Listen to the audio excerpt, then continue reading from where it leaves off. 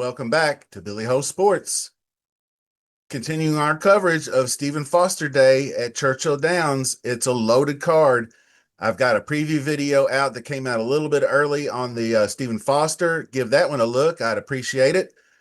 I did record it before the past performances came out, but I'm familiar with the field enough as I've been covering most of them for a couple of years now since they were 3-year-olds for the most part. So today's video is actually going to target Torpedo Anna and the Fleur-De-Lis. That is going to be a purse of $500,000. We're also going to do the Kelly's Landing, which is the 6 furlong sprint. So all the commenters to these videos will go onto the big wheel for 2 split the pot draws, a $20 bet on me for race day. If we hit, we split the pot, right? To be eligible, you must be a subscriber. You have to click the like button, use the commenters. So leave a comment and use hashtag BHS to help promote the channel. Appreciate it very much. Just a kind of a quick early weather watch. It's really been super hot and humid, and the mid 90s and the high humidity usually lead to a lot of pop-up storms and showers, and there are some in the forecast over the weekend, so just keep an eye out on that. So we're going to start with race number 7, the Fleur-De-Lis. Let's take a look at the past performances. So just a 5-horse field for this mile and an eighth grade 2 tester. I would have thought we'd have got a bigger field after we saw Torpedo Anna kind of stub her toe in the last race that she had on Derby weekend. So we'll start with number 1, Royal Spa, and that's Rod Brissett, ridden by Flavian Pratt. I like it when you got a whole ton of these star positive comments over here. The rail post is winning almost at 30%.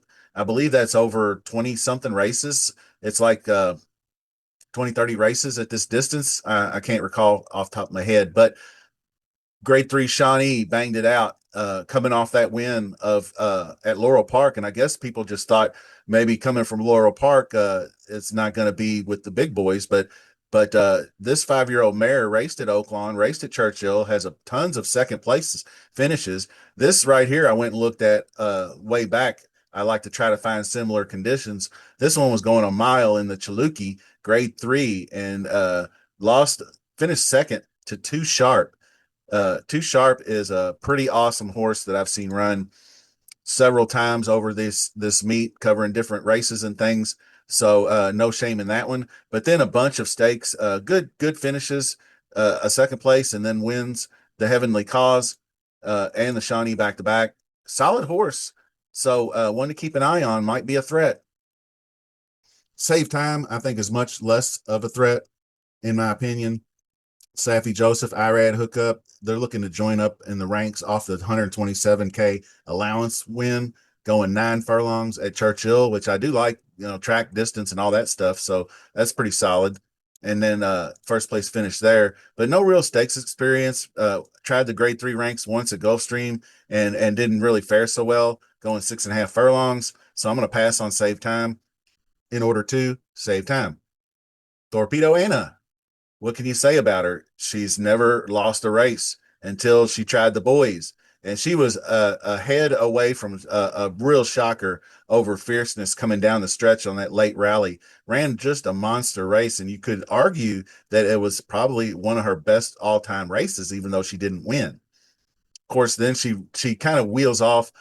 Sometimes she does just enough to win races. That's why you'll see these dips into the 90s for some of these races for Kenny McPeak. But then I don't know if the game plan worked out the way they thought, but I mean, they were graded stakes wins. So she basically went back out to Oaklawn Park and won the Azeri and the Apple Blossom without a hell of a lot of effort. I mean, she did run some good swift figures, but you can see she wasn't credited with a ton of the speed that she showed in the Breeders' Cup Distaff or in the Travers or, down here in the Acorn last year. So kind of hard to figure out what's up with her. So she comes into the La Troyenne, obviously monster betting favorite. I kind of liked both Chad Brown horses, Raging Sea and Randomized, but I thought Raging Sea gave her the best effort in this distaff, where Raging Sea ran close second and then won her next out. So I thought Raging Sea with the ability to close would have the best chance to catch her, and she did. And obviously, they blamed this bump around the first turn, which she did kind of get her butt kicked sideways around the first turn. But I mean, if that's all it takes to knock a horse like that off her game, which she was right up in second place stalking right after that turn. So I don't use that as I do not use that as an excuse. What I do see is the coming back from the April 12th race right to May 2nd, which is not a lot of time off for her.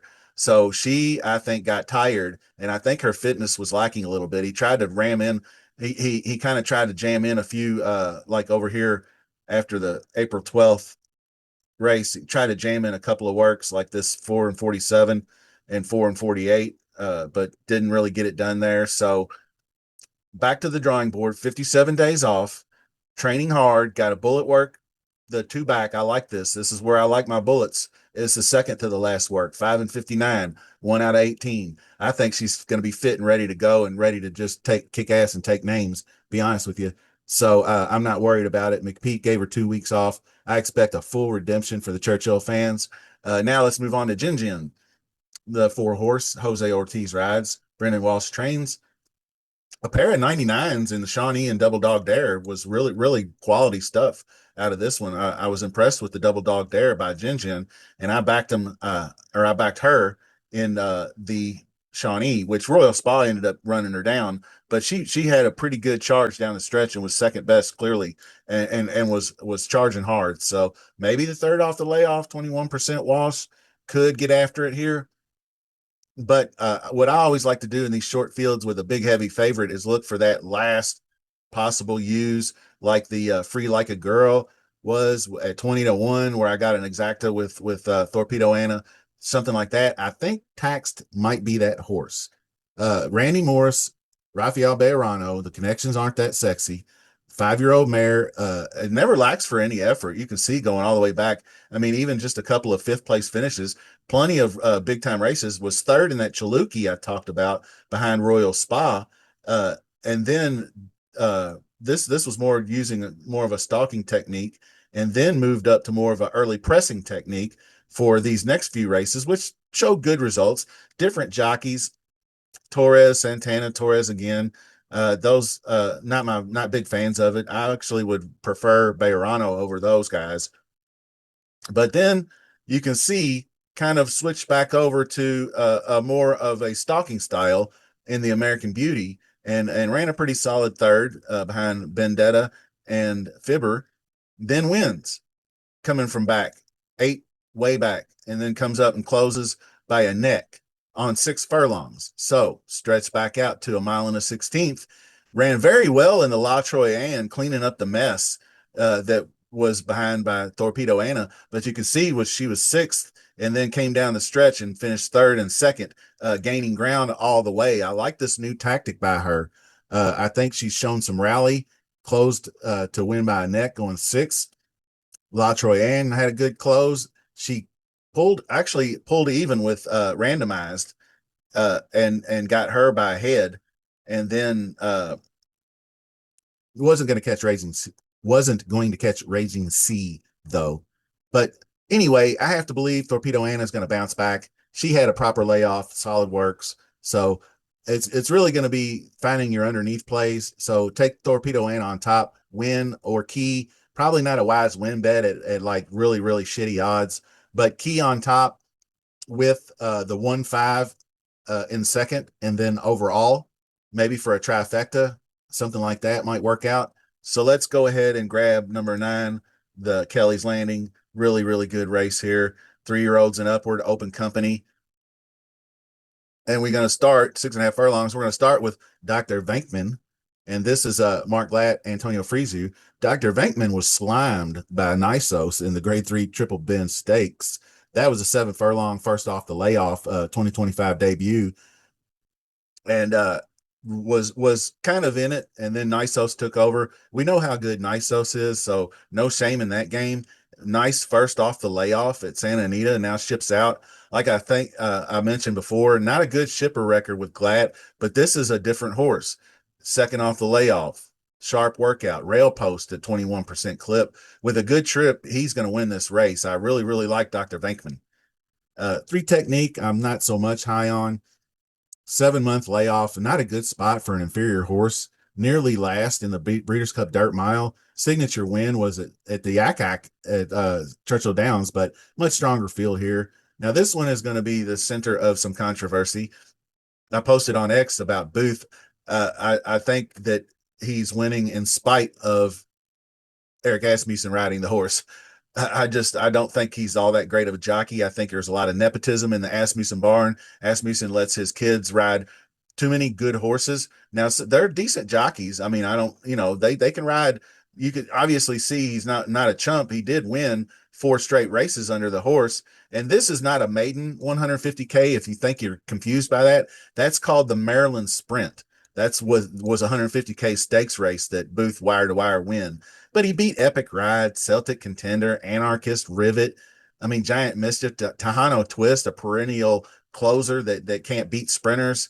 I mean, then now the one race down here in the Commodore, you can see Wendelson and Disco Ball both won their next races, but the quality of the field that he's beating doesn't impress me all that much. I mean, you can go back up and look at Dr. Venkman. He's running against Katona Express Train. Full Serrano was a huge horse at that time, but grade 1, grade 2, nothing but greatest stakes. So I like that better. This one, Roll On Big Joe, I like even better. A couple of good graded stakes finish, win in the grade 3 Palos Verdes. Ran a 106, going 6 furlongs right here at Santa Anita. Huge race. And then took the layoff and had a dip down into the optional claiming and got beat, but then bounced right back with a big 99. I liked the way he moved. Excuse me. I liked the way he moved over the Churchill Downs surface. Really quality speed figure in 99. Took over right out of the first call and just went to the lead. It was a slightly slower pace than expected, but 22, 45, and 109 is still nothing to sneeze at. So pretty good, and basically held sway down the stretch, cleared, and beat their rival Durante that's in this race. So roll on, Big Joe. Julian Leperoux gets the mount again. I like to see Julian ride winning horses. He's a quality jockey, journeyman, been around forever, but he just doesn't get the mounts and the wins like he used to. But you can see he's 18% on sprinters. So we like that about you. Roll on, Big Joe. Now, Otto the Conqueror. This is where I was having my laughs on X. I said Otto ain't conquering shit lately. I mean, he ran second in the Maxfield. He won, got crushed in the Pat Day Mile. Then he won this crappy allowance over Henro. Then the Maxfield second place, okay, but Jerkins got killed, lost both of these races. So you can see Steve Asmussen trains this one as well. So Flavian Pratt, I know, like I said, I've documented his woes at Churchill Downs specifically, but over 2025 season, he's winning. He's a 24% winner on sprinters. So why is he putting the best jockey on the inferior of the two horses? I don't know. Maybe he wants to give Otto the Conqueror the best chance, but I would say the best horse with the best jockey has the best chance to win the race, Steve. So I'm not really sure what he does. I'm not a big Steve Asmussen fan. I mean, he's okay, but I think he just does everything with pure volume. He's got the largest operation in the entire country. Every time you look at like a track that he's run at, he's got 500 more starts than the second trainer underneath him. So he's just pure volume to me. But you can see he's only 7%. He's 9 wins and 124 starts in the meet. Guarantee you that's 50 more than the second trainer. And he's only won 9. So you tell me. Anyway, Happy as a Choice rounds out I believe that rounds out nope, not quite. So Happy as a Choice. We all choose our happiness, and it is a choice. Jose Ortiz, or John Ortiz is the trainer, excuse me. Ray Gutierrez rides. He keeps showing up in the past performances. I was really down on him. I used to bash him entering races he can't win, but it looks like the form is getting a little bit better. I mean, I actually won the Louisville Thoroughbred Society at Churchill Downs last year by a neck. That was kind of a beat Skelly and Hear My Song. Beat Skelly. I just can't That was when Skelly was really struggling to win races, getting out on top. And ring, and then the Ring Bell and the second in the King Cotton. Then moved up to Greatest Stakes. Whitmore got beat by Booth, but ran fourth. St. Matthews ran third. Aristides ran third. So got beat by Durant, and then world record. So not going on the win ticket. Sorry. Red Flag. Red Flag is an appropriate name for this contender. Seems to compete versus lesser, but steps up to stakes competition and doesn't fare very well. And it's not even graded stakes competition. So too many red flags, I guess, so to speak. I don't see this one hitting the board. Now Durante won the Grade 3 Aristides going down the stretch, but I blame Flavian Pratt, who was riding world record. World record had that lead down the stretch, but Flavian Pratt could not keep that horse from zigzagging, and he was zigzagging on purpose, looking for the right path, and was too busy doing that instead of going down the stretch and winning the race. So he could have got pulled over for suspected DUI in that race. If you watch the race replay, he's zigzagging down the way there. So my stat on Pratt: dominant at every other track except for Churchill Downs. He's got 60 starts, 6 wins. His last win was actually almost a month ago on Royal Spa in the Shawnee Stakes nearly a month ago. So I'm not real sure where his Churchill Downs mojo has gone, but he's been all right at Aqueduct and other places. So anyway, that's rounding out your field. So let's make some selections, get out of here. Roll on Big Joe. I think classier than he looks. I like the way he moved. But the inside post and inside draw, early speed, both an advantage, and both of those go to Dr. Venman. Now, I know Glatt has been not good shipping, but this horse is different. So Roll on Big Joe is going to be in there with me as well.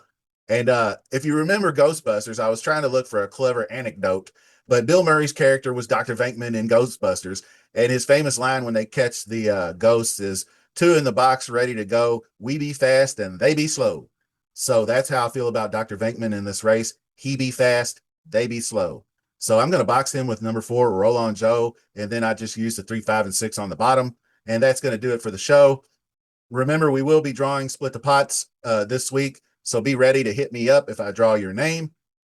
And the 3 turf races are coming out. A pick 5's coming out. I'm going to circle back to the Stephen Foster for final analysis. All that coming your way, so stay tuned. Thanks for joining me today. We'll see you.